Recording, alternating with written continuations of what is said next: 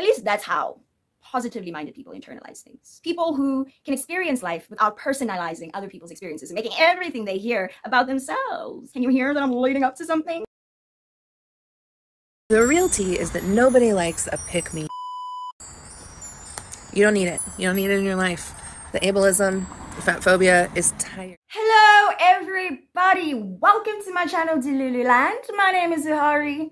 And we're back, bitch. It's 2024. Bitch is delusional. Bunch of shit coming out. Epstein's list is out. But we ain't talking about that shit today. Cause I don't know enough to have an informed opinion. Today we're going to be talking about a fact activist called Fat Girl Flo, aka Carissa. We're going to be talking about how her demons were irritated by somebody else making progress in their lives. Stay tuned, baby. We're about to burst some delusions. Delusions. I am under no delusions. I know that I cannot sing, but I enjoy doing it, and your bitch ass is gonna hear it. Let's go. Gather around, kids, and let's hear the tale of the gigantic green monster who heard of somebody else's prevail. They thought of themselves as it hurt their feelings. The shame they feel made them start seething. Oh, jealousy, oh, jealousy. Fat Girl Flo, art thou name? Can't wipe my ass, it's your fault. Fat acceptance is a cult. Instead of the Kool-Aid, they consume ideologies that make their life fade. Oh, sweet, sweet lemonade. Mouth is a movie. My brain, could you stay on one topic? Okay, what has happened is there is a woman who has a social media presence, and she has recently celebrated or shared a non-scale victory. Non-scale victories are victories you experience during the process of weight loss that have to do with more than just the number on the scale, which is great because if you focus solely on the number on the scale, things can get depressing. But non-scale victories, those are the things that remind us of why we're trying to lose weight to begin with. And this influencer shared a big non-scale victory, and that was the fact that she had lost enough weight to be able to wipe her own behind. As somebody who has lost over 100 pounds and has experienced many non-scale victories, sharing them can be so therapeutic because I spent so much time being ashamed that allowing myself to gain as much weight as I had resulted in so many different losses of mobility that I didn't clock until the first time you can't do something. Then it's a shock. One of my non-scale victories is being able to sit in a chair and have space within it, as opposed to just filling out the entire chair and sort of spilling. Why? Because once upon a time, your girl Hari broke a chair. The feeling.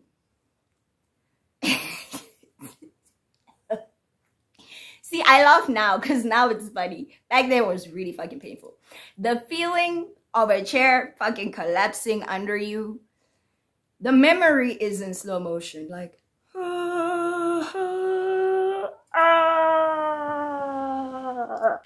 That's how ingrained it is in my brain, because while it's happening, all of a sudden it hits you that you're going down and that you broke something just by sitting in it. Non-scale victories, Those are the things that help us talk about weight loss in ways that are less triggering to people.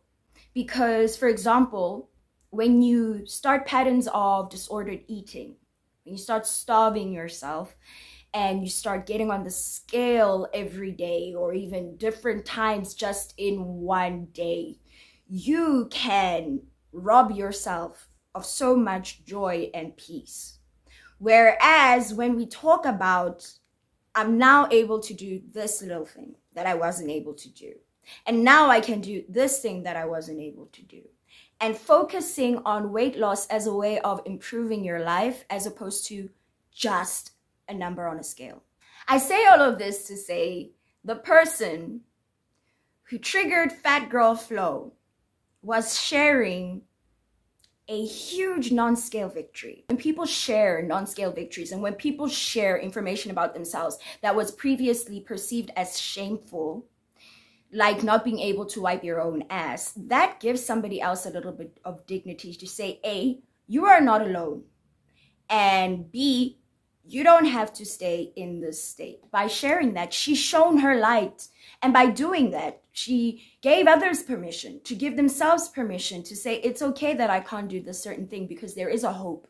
And much like that person, I can change. I'm looking at this person, I'm seeing at the size she was, I'm this size, and if she can do it, I can do it. Yay! At least that's how positively minded people internalize things. People who can experience life without personalizing other people's experiences and making everything they hear about themselves. Can you hear that I'm leading up to something? The real tea is that nobody likes a pick-me. You don't need it. You don't need it in your life. The ableism, the fat phobia is tired, okay? There are so many ways to make jokes, to be funny, to do so many interesting things online, and being just a piece of shit, isn't it? It's 2024. Ableism isn't cute. Punching down isn't cute. You shouldn't be ashamed for losing weight. Of course you shouldn't be ashamed for losing weight. You can do whatever the you want with your body. You should be ashamed because you're an ableist. Don't be ableist. Don't be ableist. There's a little saying where I'm from, and I don't know if it's like a global thing, but there's a certain thing called irritating someone else's demons. Irritating someone else's demons is when you are just existing and someone else perceives your existence as a threat to their own.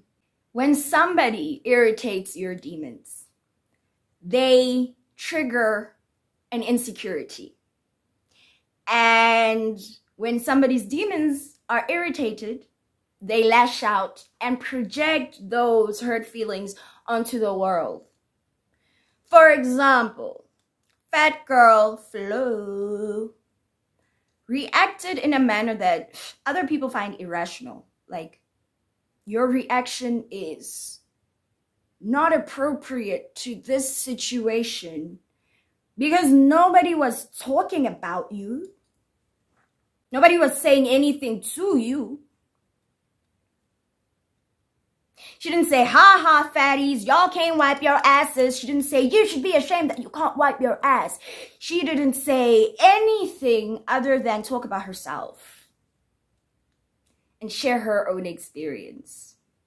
And somebody who cannot wipe their own ass because of their own weight gain and refuses to lose weight.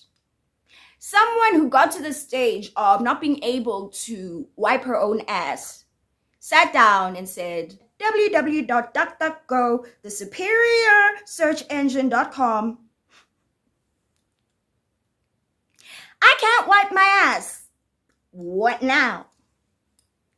And she saw something and it said, hey, here's the things that you can do. And one of the things was a list of products that help you when you can no longer reach. Now, I want to say something. There is nothing shameful about needing assistance, A.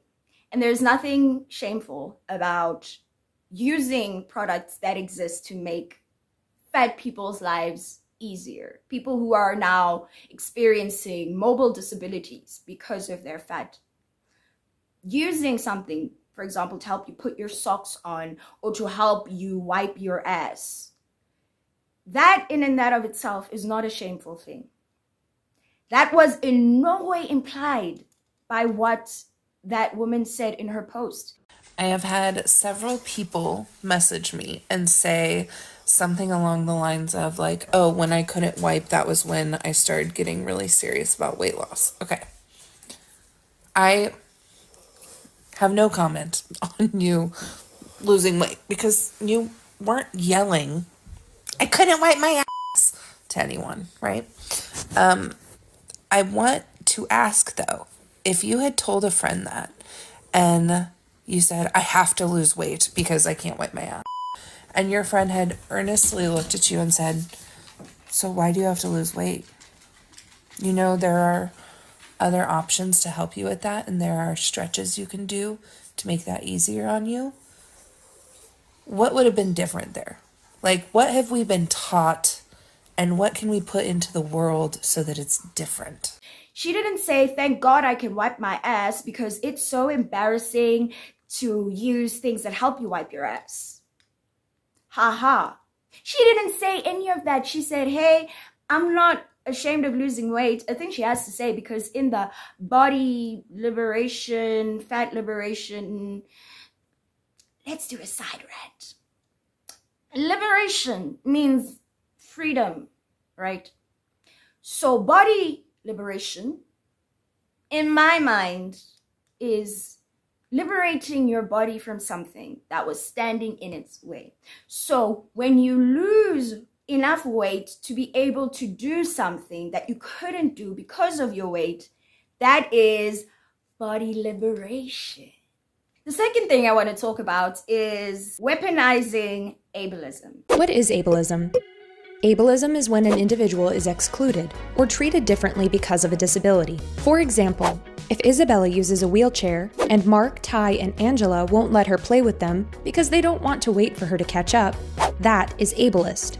So, the thing about this kind of person, particularly Carissa, there's different ways of practicing fat acceptance, fat liberation, well, all those little sort of very detrimental ideologies, but Carissa's way is very bigoted, right? She's very hardline, she's very extremist, and her entire identity is built around, you can't hurt my feelings, and if you do, it's discrimination. So what they do is they weaponize words that are very emotive, like discrimination or racism or homophobia, fat phobia. They will use these words that are like victim-y, and they will apply it to themselves in order to make themselves this protected class. Oh my God, I'm a protected class because there's nothing I can do about this whole thing. It is what it is. I'm so, protect me and my feelings. And so one of the ways they do this is to use concepts like ableism.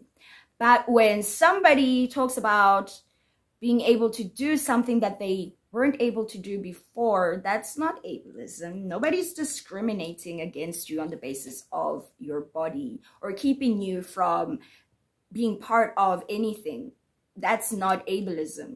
Stop using isms and phobics to justify the fact that you went off for no good reason.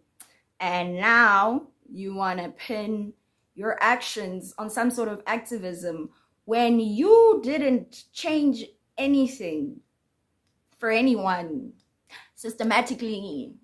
All you did was complain.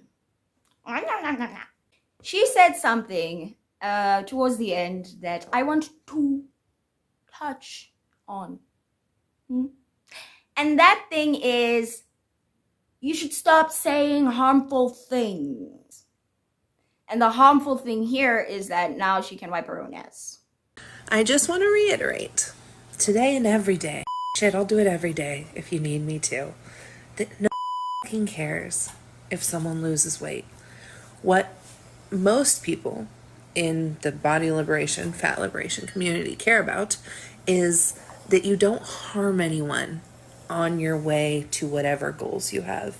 So being ableist, being fat phobic, being just, a jerk about bodies in general, that's harmful. We care about that. You can do whatever the fuck you want with your body.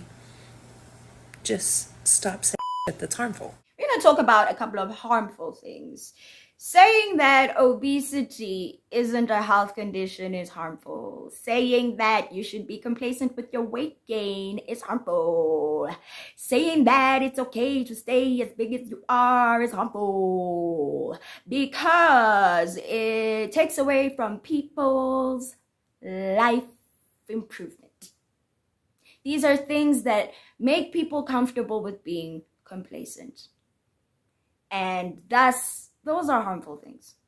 In my grand opinion, having seen videos of fat activists who have died, videos of them at the very end where they lament the fact that they allowed themselves to deteriorate to a point where now they didn't even know if they could change things, and they couldn't.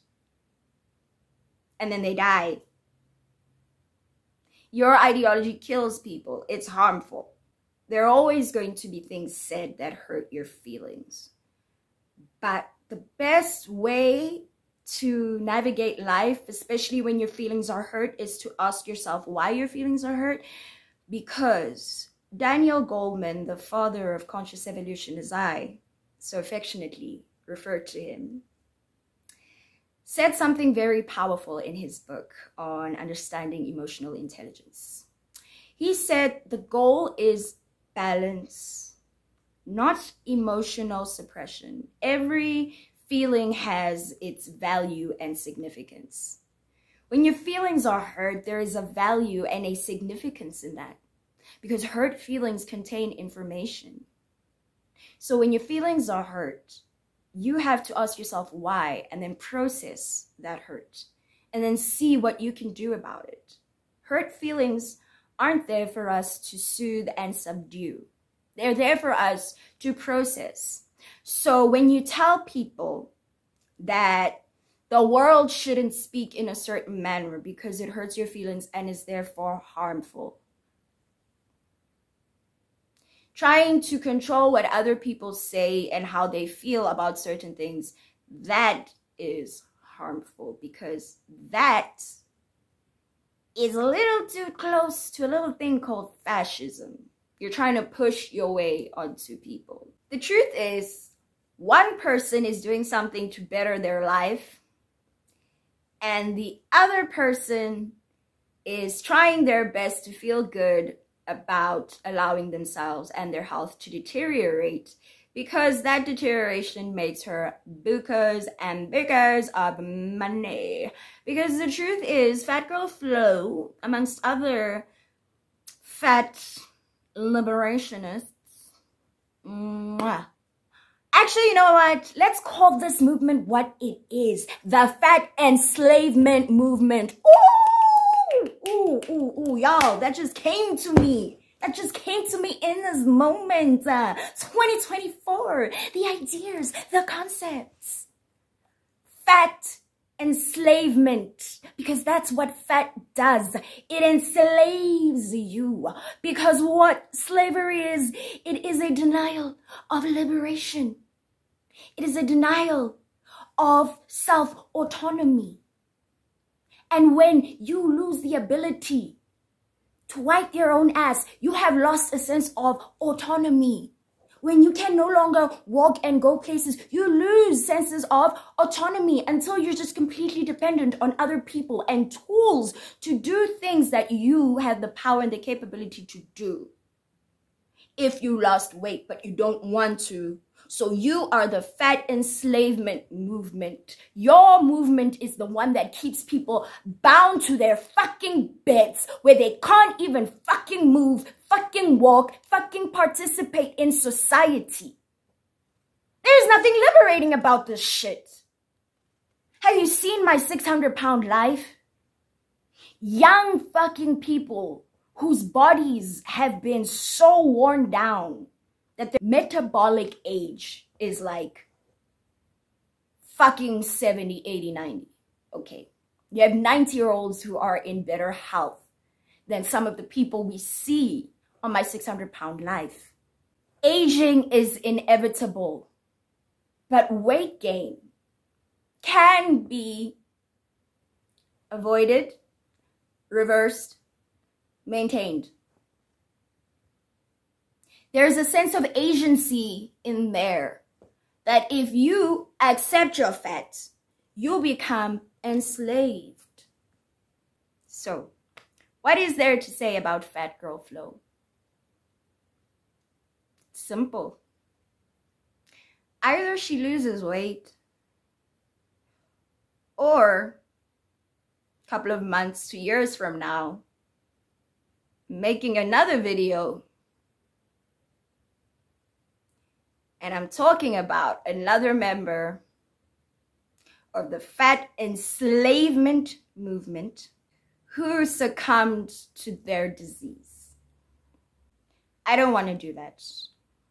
Complacency is the worst trait to have. Are you crazy? You ain't never had a woman like me. It is so sad that an activist like you could be so lazy. Like, comment, subscribe if you want. I enjoyed this. Happy New Year, y'all. I'll be back because the delusional reign and I am their queen. Bow down, bitches. Bow down, bitches.